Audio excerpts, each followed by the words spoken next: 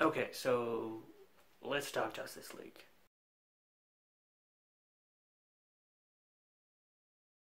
Movie is I thought it was okay. It was enjoyable.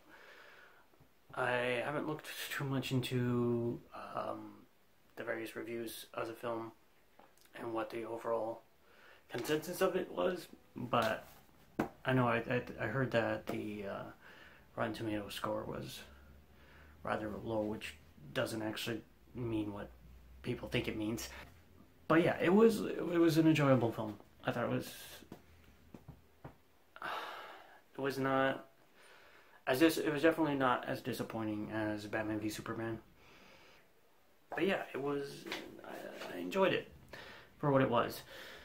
I'm definitely more of a Marvel fan than a DC fan, and I think when you're talking about Justice League, you really need to talk about the entire DC cinematic universe. No, what was I saying? Okay, so yeah, my overall impression of Justice League was I liked it. It wasn't the best movie I've ever seen, but it was a pretty good action flick. Try not to say so much. So let's talk specifics. Now, I don't know how I would have felt about the film going in if I didn't know certain things about it. I think the biggest thing that people have been pointing out, of course, is the fact that the whole CGI mustache with Henry Cavill. I don't know if how much I would have noticed it if I hadn't known about it already, but I think I would have noticed that something was slightly off in certain scenes. The fact that I did know about it, I was looking for it probably a little bit more than obviously if I hadn't known about it. But honestly, it didn't ruin my enjoyment of those scenes. I never felt like it ruined anything for me. It did maybe take me slightly out, but it was more of the thing that it just looked weird. And I think if I hadn't known about the fact that they had to CGI a mustache away, it still would have looked, something would have looked a little off. I probably wouldn't have known exactly why Superman looks somewhat CGI effect, or why his mouth looks a little off, but I think I would have noticed something. But yeah, it didn't ruin anything for me, and I just said that like 15 more times before, but okay. So apart from that, okay, so the pacing. This was probably paced a lot better than Batman v Superman.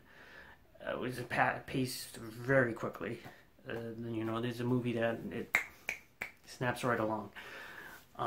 So from the perspective of just watching it the first time, I don't know if I'll go see it another time because movie tickets are expensive. But from the perspective of just watching the first time, it's a movie that snaps right along. It goes through the beats quickly. It never really drags too much. And I think probably a lot of that has to do with the extra material that got cut and with the reshoots. There we go, we keep it with thumbs again, but whatever. We'll try editing this later. Okay. Another thought I had was something you could have probably seen going into this movie was the fact that this is a Justice League being formed without Superman. And even though, spoilers, Superman does come back from the dead and he is part of the League at the end of the movie, this is a Justice League that is being formed without Superman. And more importantly, I think it's a Justice League that's being formed by Batman. And I remember reading a quote by Zack Snyder where he said one of the reasons he killed Superman off was because he wanted Batman to be the one who would form the Justice League.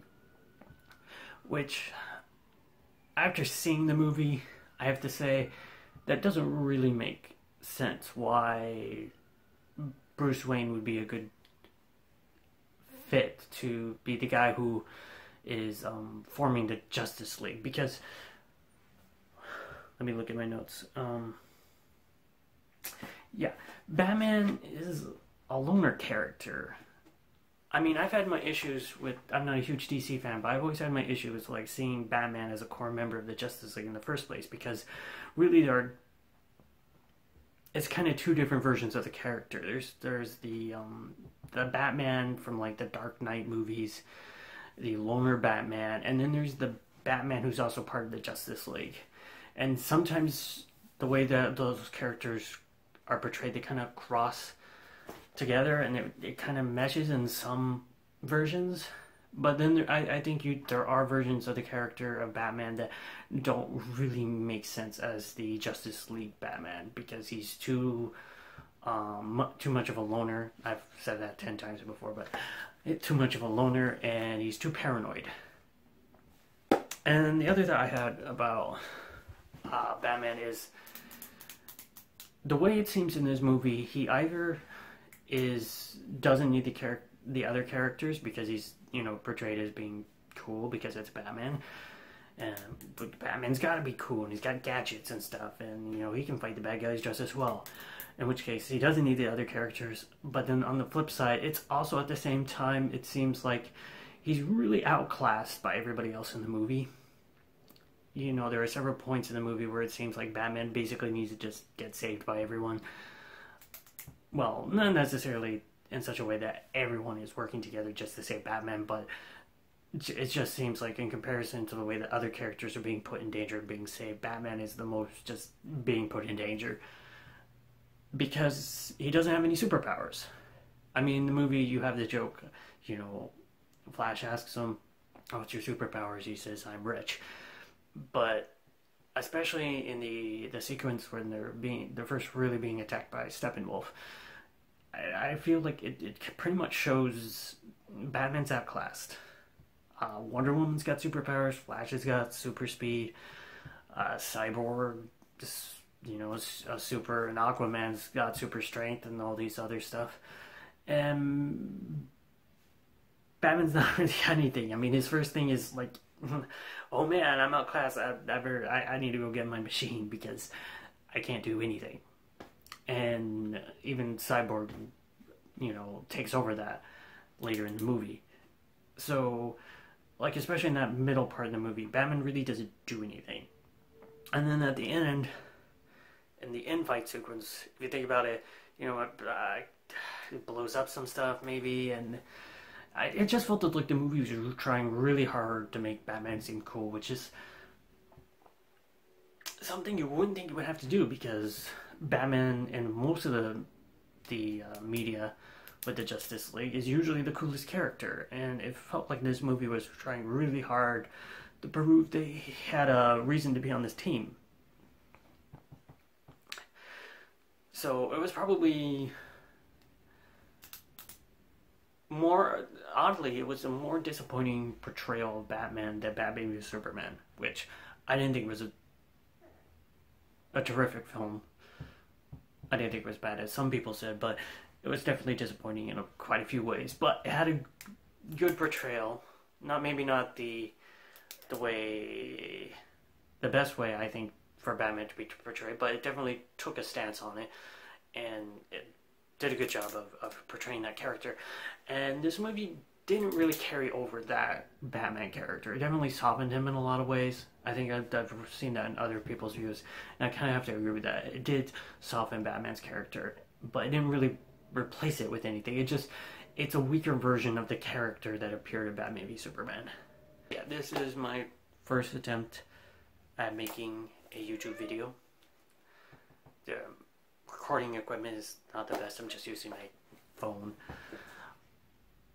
But yeah, so I've been watching shows like Screen Junkies for a while and other stuff on YouTube, and I just wanted to try making something of my own.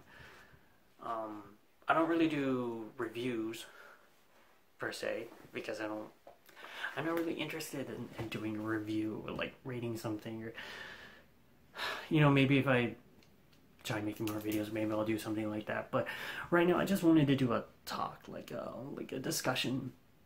But I don't have anybody else to do that with, so I just did this. And this is probably not the best way to do it, but I did it.